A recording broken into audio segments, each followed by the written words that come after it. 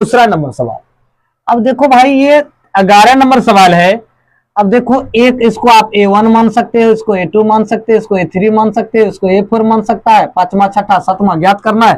3 और पद का आता है, 4 पद तक दिया हुआ है और पांचवा छठा सातवां ज्ञात करना है भाई। तो हम एक चीज ध्यान रखते हैं, ए का मान तो हम निकाल लेंगे। ए बराबर क्या हो जाएगा, ये होगा भाई। डी का बराबर मान कितना हो जाएगा, ये देखो डी का मान A2 माइनस A1। डी का मान निकालोगे तो A1।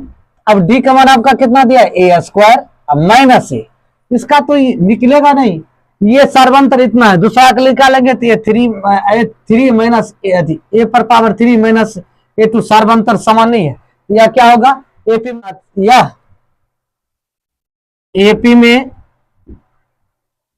नहीं है। कैसे, अब दूसरा पद में इस तीसरा में से दूसरा घटाओ, समान आता है, नहीं आता है। इसमें से इसको घटाएगा तो इसमें आ जाएगा। इसमें क्या होता है, देखो 4 में से 3 जाएगा, 4 ए में से 3 जाएगा तो ये बचेगा। देखो सर्वंतर समान है। इसको इसमें घटाते हैं ना, इसको इसमें घटाते हैं तो ए पर पावर 4 माइनस ए पर पावर 3 बच जाता है। तो इसका सर्वंतर समान नहीं है। यहां लिख दिया आईपी में नहीं है, क्योंकि सर्वंतर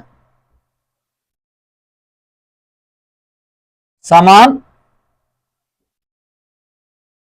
नहीं है, क्योंकि ये पावर में है, इसलिए इसका सर्वंतर समान नहीं है। यदि दूसरा पद भी निकालोगे, अब देखो डी का मान देखो, सर्वंतर को इतना आया, दूसरा निकाल सकते हो। देखो नहीं तो समझ में आता है, तो इस चीज को ध्यान रखो।